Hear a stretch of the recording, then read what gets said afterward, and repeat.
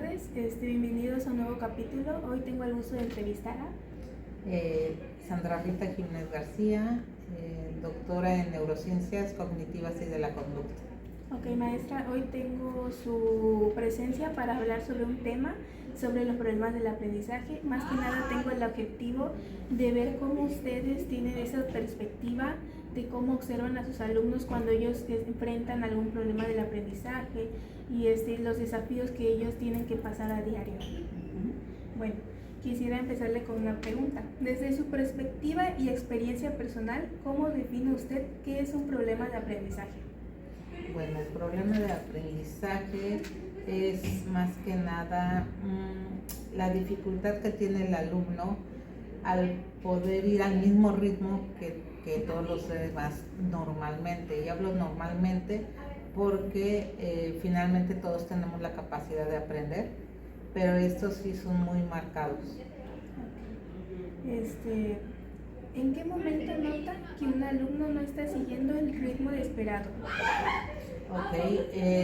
Puede ser en la lentitud o puede ser en sus preguntas recurrentes cuando no queda claro una instrucción que para todos queda claro y para otros no. Pero, sin embargo, el no quedar claro no puede ser por un problema de aprendizaje, es por se distrajo y necesita corroborar bien esa instrucción. El problema de aprendizaje es cuando definitivamente no entienden y se lee también en la parte corporal. Tú lees la cara del alumno cuando de plano no está entendiendo qué es lo que está pasando. ¿Cree que un diagnóstico clínico ayuda al maestro a trabajar mejor o a veces se convierte en una etiqueta que limita al niño? Es dependiendo del maestro. Considero que un diagnóstico clínico sería más sensible para un profesor, pero si el profesor no tiene esta calidad humana, definitivamente va a etiquetar al alumno. ¿Y usted cómo trabajaría con un alumno si viene una madre y le muestra a mi hijo tiene TDAH? ¿Usted cómo empezaría a planear sus clases? Sí tomaría en cuenta el ritmo del chico sin etiquetarlo. Yo soy de la corriente humanista, a mí me gusta mucho la parte humanista y considero que cada ser humano tiene el derecho de aprender a su forma y su ritmo, no importando su condición. ¿El niño nace con la dificultad o el entorno la crea? ¿A qué dificultad en especial te estás refiriendo? Podemos de que TDAH o dislexia. No, ya hay estudios donde viene ya con una condición del neurodesarrollo. Entonces, no es que la crea, el problema, digo, a lo mejor más adelante lo van a abordar, pero el problema de aprendizaje se marca en ciertas condiciones, donde sí puedo decirte que se crea es por ejemplo, en la mala alimentación, en la falta de una higiene del sueño, crisis en la familia, ahí sí se crean. Pero si estamos hablando del TDAH, sí hay un problema del neurodesarrollo. ¿Usted qué tanto peso le da al factor hereditario? En estos problemas de desarrollo, sí es importante ver la historia o el antecedente del alumno, porque con base de eso podemos determinar, aparte de un apoyo o un histórico médico, cómo podemos ayudar en esta determinación. Sí es importante.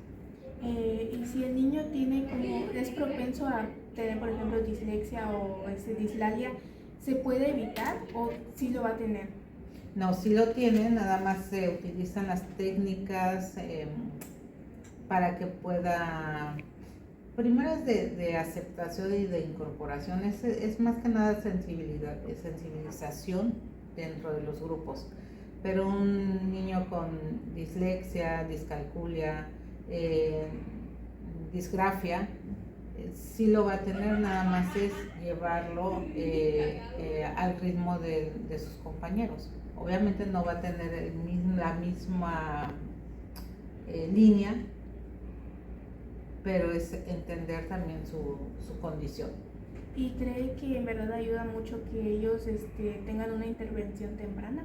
Sí, definitivamente, porque por lo regular cuando se detectan estos problemas no es a nivel universidad. A nivel universidad ya pasaron todos los obstáculos que tuvieron que haber pasado. Esto no quiere decir que no lo tengan, lo siguen teniendo, pero más conscientes. Pero cuando sus inicios son cuando empiezan a escribir, a sumar, a restar, a conocer los números, ahí sí se les enseña con esta capacidad, que no son capacidades diferentes, sino condiciones nada más diferentes. No se les va a corregir, pero ellos van a entender cuál es su ritmo de trabajo. Empecemos con la otra pregunta. ¿Han notado cómo el estrés en casa, problemas económicos o crisis o algún divorcio se disfraza de un problema de aprendizaje en el salón? Más que se disfrace, sí llega a tener ciertas consecuencias porque el cerebro está tensionado. No es lo mismo estar en una normalidad, en un equilibrio emocional, que estar alterado emocionalmente. Cuando nosotros estamos alterados emocionalmente, no tenemos capacidad para poner atención ni creatividad. Entonces, si no tenemos estas dos partes, finalmente sí se altera. No necesitamos tener ninguna condición. El estar estresados sí nos trae problemas de aprendizaje. Obviamente, si tenemos los factores externos, pues es muy complicado. Un niño que sufre de una crisis por un divorcio o sufre una crisis por una muerte, no importa que sea de la mascota, finalmente le va a traer problemas de aprendizaje muy fuertes. ¿Usted ha visto algún caso desde todo a lo largo de su docencia? ¿Ha visto un caso en el aula de clases? Pues a nivel, sí, los veo, por ejemplo, cuando pierden el trabajo. Están muy dispersos porque están enfocados, sobre todo en escuelas particulares, están enfocados, los que trabajan enfocados en pagar, tienen varias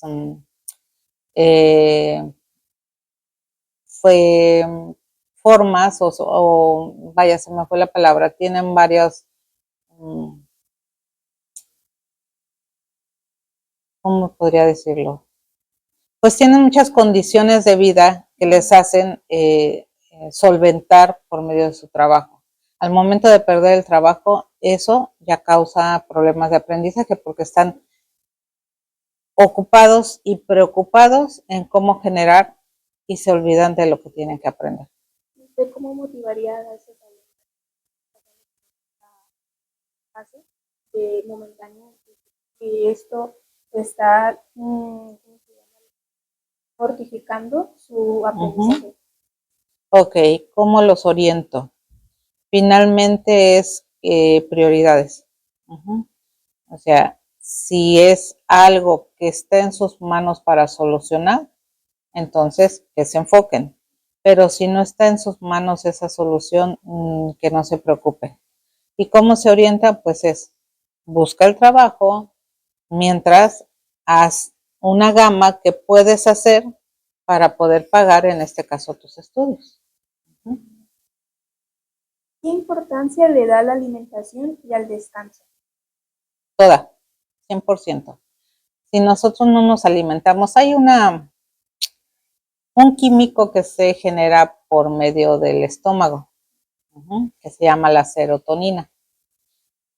Si nos damos la alimentación adecuada, esta serotonina pues no sube al nivel que tiene que subir en un estándar equilibrado y finalmente empieza a distorsionar todas las demás químicos, adrenalina, noradrenalina, ácidos GABA.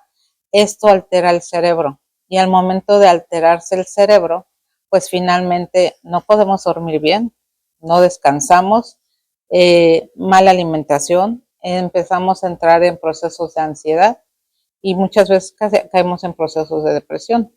Y con los márgenes de estudio, o más bien los compromisos del estudio, esto acelera más todo lo que traemos en la mente. Entonces, por eso es bien importante tener una higiene del sueño, de la que hablaba anteriormente.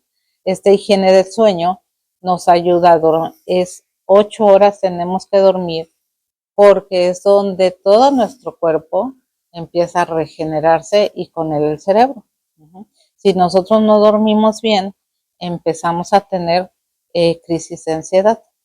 Pero si no comemos, el cerebro se alimenta de lo que nosotros le metemos al estómago. Y obviamente separa todo y todo el nutriente, aparte de todo el cuerpo, pero llega al cerebro y al momento de llegar al cerebro, el cerebro distribuye, ¿no? Esto va para acá, esto para acá, esta energía de este lado y todo. Si no nos alimentamos, si no dormimos bien, nuestra capacidad se merma a un 40%. ¿Es común ver que una mala nutrición parezca un trastorno de aprendizaje? Sí, no es que sea un trastorno de aprendizaje la mala alimentación, es que coayuda a que no tengamos el aprendizaje correcto. Entonces, no está catalogado como trastorno de aprendizaje, pero sí como un factor para que este trastorno se pueda dar. ¿Cómo maneja la frustración de un alumno que se esfuerza pero no logra los resultados? Ok. Todos tenemos capacidades, todos tenemos la capacidad de la inteligencia, absorbemos el conocimiento por medio de la cognición. Sin embargo, todos no estamos en el mismo nivel. Mi forma de aprender no es igual a la tuya, ni a la de otro alumno.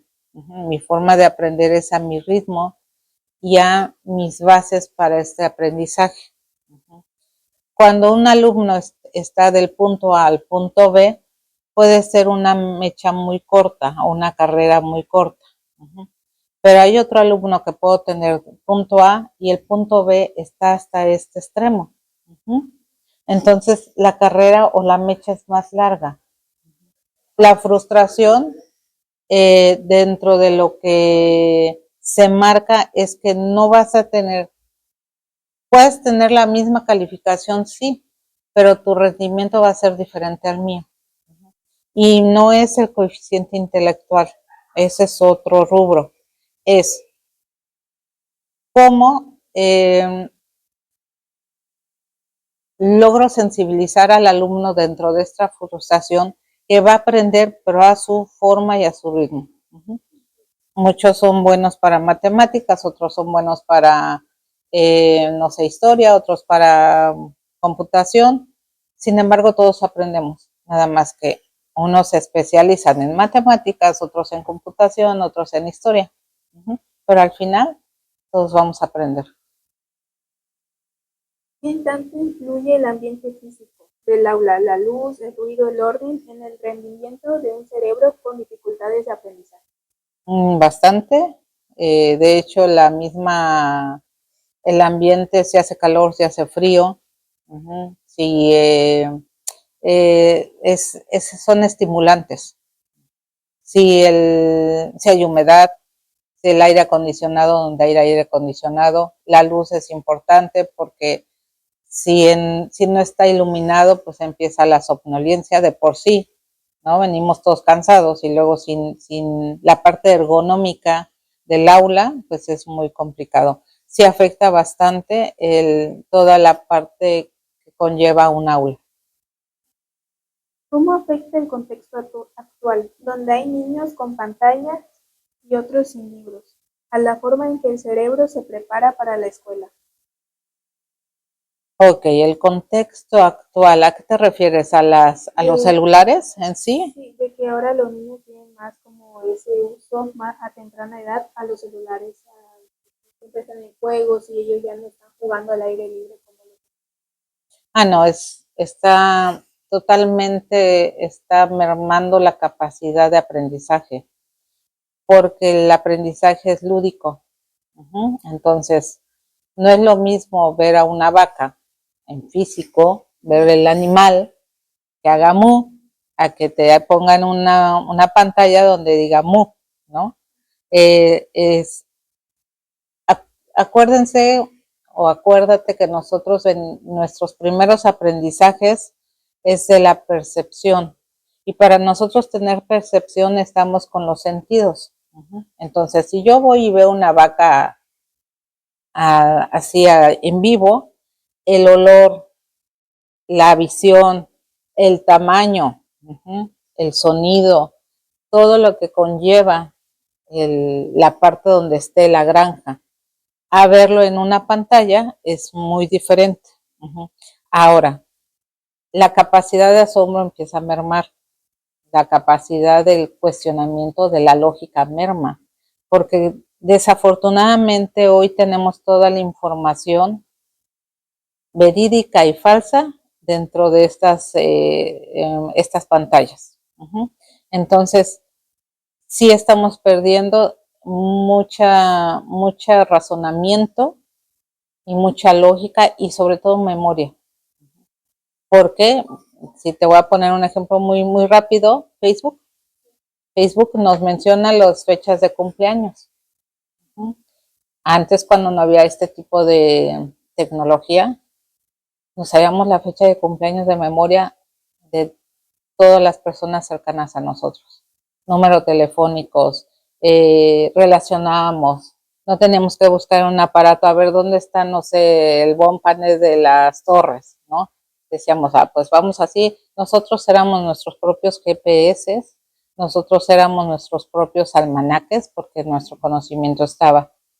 Hemos hecho con este tipo de pantallas una mente muy floja, porque ya no la exponemos a superarse, sino simplemente encontramos en estas pantallas todo lo que podemos hacer. Nuestro potencial está mermando. Si antes teníamos, no sé, un 3% de utilización del cerebro, ahorita debemos tener un 1%, porque todo lo dejamos ahí.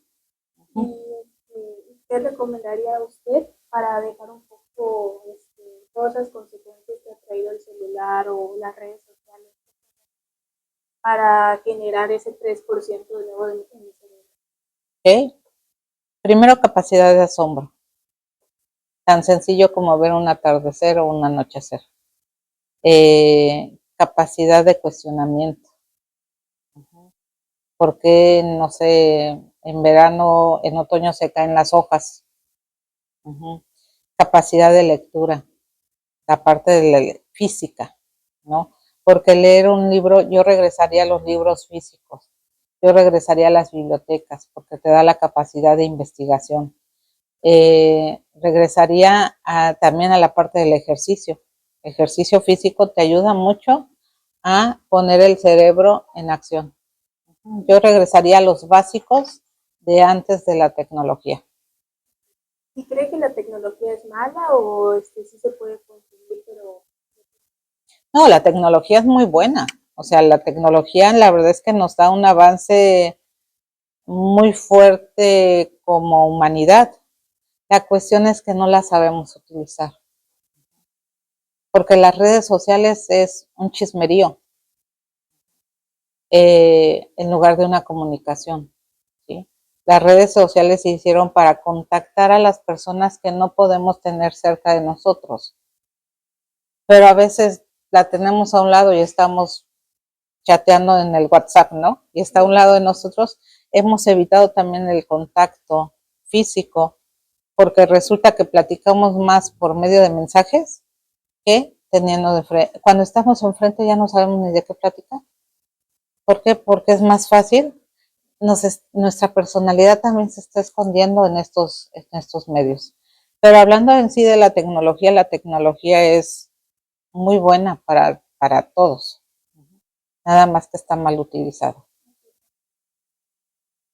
¿Qué consejo le daría a los nuevos maestros que sienten temor o frustración al no saber cómo manejar estos retos en sus aulas, o sea, los niños que tienen estas dificultades? Pues nada más que recuerden que también fueron niños, adolescentes y jóvenes. Nada más. Y no es para que se bajen al lugar de los niños y adolescentes y jóvenes. Es para sensibilizar que ellos también tuvieron problemas y a lo mejor si no de estos tipos de aprendizaje como problemas de aprendizaje tal, sí llegaron un momento que tuvieron una crisis familiar, que no durmieron bien, que le faltaba alimentación. Entonces, es ser más sensibles ante la población que hoy tenemos. Lo que pasa que muchas veces los que estamos de este lado no estamos capacitados para trabajar con neurodivergencias. Entonces, el avance, el aprendizaje siempre nos va a dar ir un paso más que la tecnología. ¿Por qué? Porque al final estamos tratando con seres humanos que sienten, que ríen, que lloran, que se enojan, que sufren. Entonces, si nosotros vamos más allá que la tecnología, finalmente, apoyándonos de la tecnología, obviamente con estos sistemas de aprendizaje, ¿sí? Podemos contactar mejor con las personas que tenemos en el aula. Para concluir, ¿qué frase usted crearía ahorita con todo este tema de los problemas de la aprendizaje? Que todos son diferentes, que hay mucha diversidad, de que nadie es igual. ¿Qué frase crearía?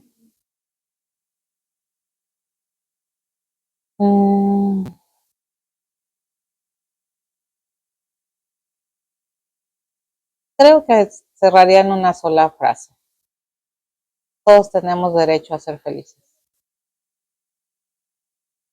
Nada más.